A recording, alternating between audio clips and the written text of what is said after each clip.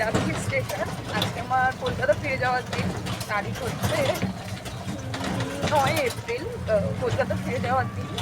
টোটো কাকুর সাথে যাচ্ছি আমি স্টেশনে গিয়েও কাজ আছে। আমার এক বন্ধুর বাবার কাছ থেকেও কিছু জিনিস নেওয়ার আছে, তো টিকিট কাটতে হবে।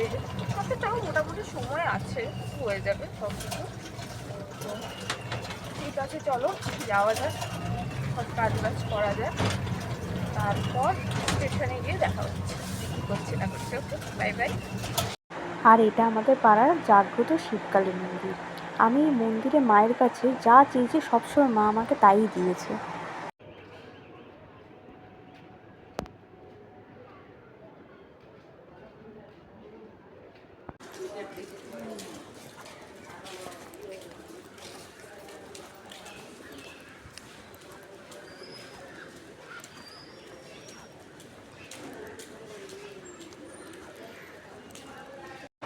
আর এই যে ট্রেন ছাড়ার পালা, মনটা আমার এত খারাপ হচ্ছে এবারে, কারণ এবারে আমি 100% কনফার্মেশন নিয়েই যাচ্ছি যে এই যে আমি আদ্রা ছাড়লাম, তবে যে এবার আদ্রা ঢুকবো কোনো গ্যারেন্টি নেই আদৌ ঢুকবো কিনা।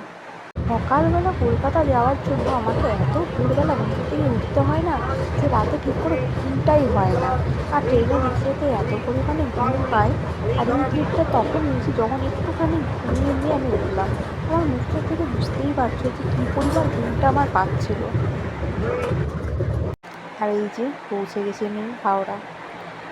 মানে আজকে কী পরিমাণ ট্রেনটা যে রাইট টাইমে ঢুকিয়েছে আমার কল্পনারও বাইরে, অনেক বছর পর আমি দেখলাম।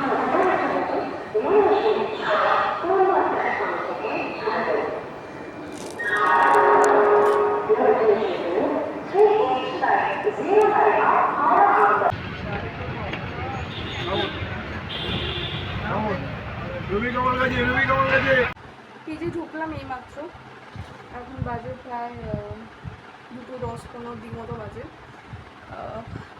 সারা রাস্তা মানে সকাল থেকে আমি মেঘলা দেখে আসলাম, এখন হঠাৎ করে দেখছি পুরো রোদ্দুর উঠে গেল। হঠাৎ রোদ্দুর, মানে আমি তো বুঝতেই পারি না যে আবহাওয়ার কী খেলা, কখন রোদ্দুর, কখনো মেঘলা, কখনো ঠান্ডা লাগছে, কখনো গরম লাগছে।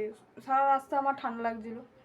এখন নামার পর, বাস থেকে নামার পর থেকে এত পরিমাণে গরম লাগছে, মানে কী যে হচ্ছে এখানকার অবস্থা আমি বুঝতে পারছি না। যাই হোক, এখন ফ্রেশ হওয়ার পালা। ফ্রেশ হয়ে খেয়ে দিয়ে রেস্ট নেওয়ার পালা। তো বিকেলবেলা উঠে একটু বেরাতে হবে। আমার একটা কাজ মানে জাস্ট মিসড হয়ে গেল, মানে আমার মাথা থেকে বেরিয়ে গেল জিনিসটা। এতক্ষণ আমার মাথাতে ছিল কিন্তু হঠাৎ করে মাথা থেকে বেরিয়ে গেল। তো যাই হোক, আমি ওই কাজটা করতে যাই, ছোটো কাজ, সামান্য কাজ, ওই 2-3 মিনিটের কাজ, যতদূর আমি বুঝতে পারছি। তো ঠিক আছে, ওই কাজটা করার জন্য বেরোতে হবে। তো যাই হোক, এখানেই ব্লগটা আমি শেষ করলাম। দেখা হচ্ছে আবার নতুন ব্লগ নিয়ে। তো স্টে টিউন, সঙ্গে থেকো, পাশে থেকো এবং ভালোবাসতে থেকো। অ্যান্ড যদি এটা ভালো থেকে থাকে, যদি এই ব্লগটা, তাহলে like, share, comment and don't forget to subscribe our channel the লাহিড়িও। আজ আসি, দেখা হচ্ছে খুব জলদি। আর এবার যখন দেখা হবে তখন একটা খুব বড় জিনিস আমি রিভিল করব আমার জীবনের। আশা করছি ওইটা আমি রিভিল করব নেক্সট ব্লগে। তো দেখা যাক, যদি রিভিল নাও করি, হিন্টস তো দেবই নিশ্চয়ই। তো সেটার জন্য দেখতে হবে, মানে আমাদেরকে সাবস্ক্রাইব করতে হবে আমাদের চ্যানেলটা দ্য লাহিড়ি ডুও। আর একটু অপেক্ষা করো, হতেই পারে যে কিছু একটা নতুন জিনিস আসতে চলেছে। So yeah, by.